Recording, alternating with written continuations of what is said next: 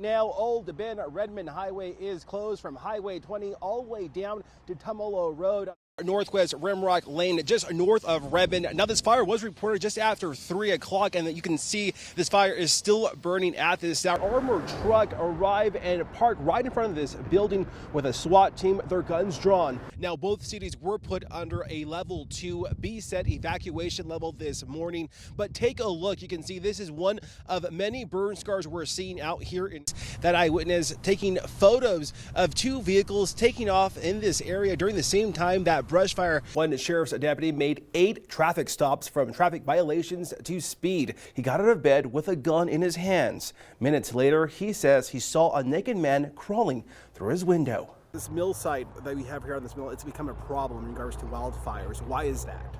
What we have is businesses here in downtown Bend tell me this has been a great summer season. One of the reasons is they have not called Bend police for service. The American Red Cross has opened an evacuation center for those people who were evacuated from their homes. Jay Barbeau should be walking out through these doors any minute now. Now, Barbeau, a Redmond man, spent 11 days behind bars. Stormy Daniels, also known as Stephanie Clifford, performed at Stars Cabaret back in 2008.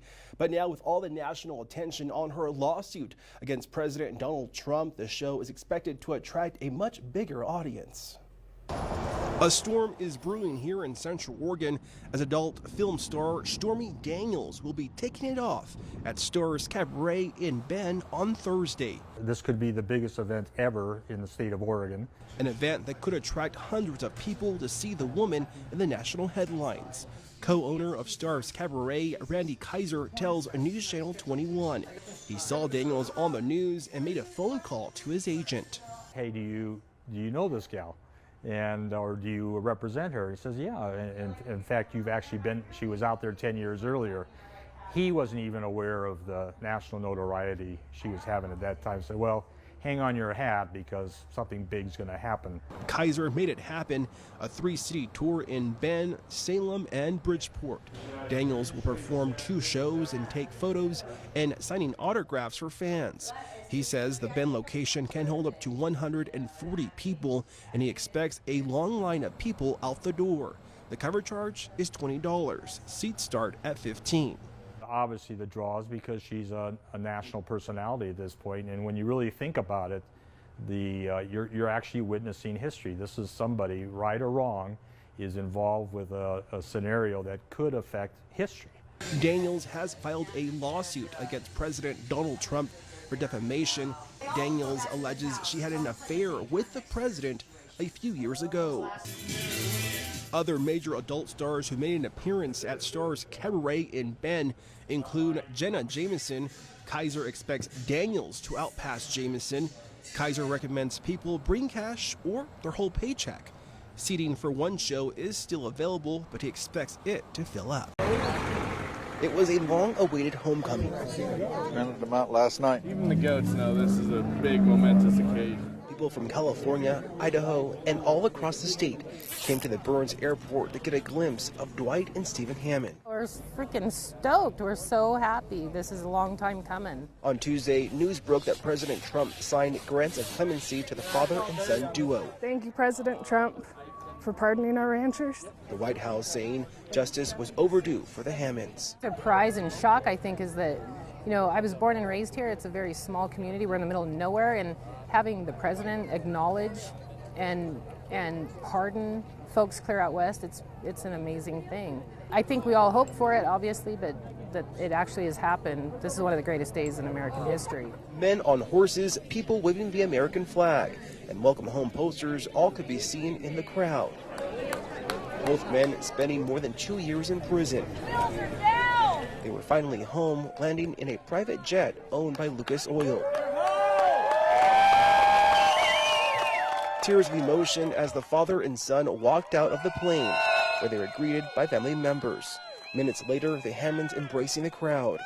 There's no way we can thank everybody enough and know who was the last one that tipped the scales, but the last one that tipped the scales can't be fully appreciated without appreciating everybody before him, and tremendous amount of people that are here today has been working, helping, sympathizing, fighting their own battles. The Hammonds return to prison led to a 41-day standoff led by Ammon Bundy and his followers at the Malheur Wildlife Refuge against the federal government. The standoff, I believe they had good intentions.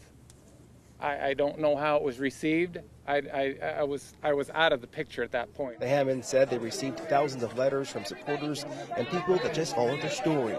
There's a time when you get to that point, a letter means a lot. I'm not very good at writing them. I hope that people get it another way, but hey, we all do what we can, and those people that were able to write letters, there was one that obviously tipped the scale, so keep active. The Hammonds will now pick up the pieces where they left off in 2016. They tell me they'll keep on ranching here in Harney County. It's moving day for a special piece of cargo. Get her tied down here so we can move it to town. Making sure everything is on right and tight. And they're checking it twice. Oh, I think it's great. Months in the making. Well, there wasn't a train out where I lived. There's horses and wagons. This caboose is on its last trip, traveling 3.7 miles. A slow journey as people watch history being made. Destination 3rd and Main Street in Prineville. I think it's marvelous. I think it's just wonderful that they were able to afford to, people contributed to put this up here. It's exciting. I mean, it's like, oh. I told the kids, now remember this, you can say, when I was 4 years old, I saw that happen. 26 days to sandblast the old orange paint and 22 gallons of fresh yellow and black paint to bring this caboose back to its original color. Paint job really does make it look nice. It was looking sort of shabby before. Timing was everything. A 7-minute drive to its new location, another crew ready to unload this 21-ton caboose. You're missing them bringing it in. They're bringing it right in. Slow and steady. When they had that thing up in the air and craning it over, I was just like, had my fingers crossed. This caboose ran until 1979, bringing up the rear of freight trains. Later, the rail car served as an office. Then it just sat collecting dust and rust. Until the Bowman Museum decided it would take this old railroad relic. 2018 is the 100th anniversary of the City of Prineville Railway, so this is going to be a big part of that. After a life of riding the rails, this slice of Prineville history is ready for its next chapter. And the crews will be putting the final touches on this caboose by putting on the lettering and also the train number. In Prineville, Pedro Quintana, News Channel 21.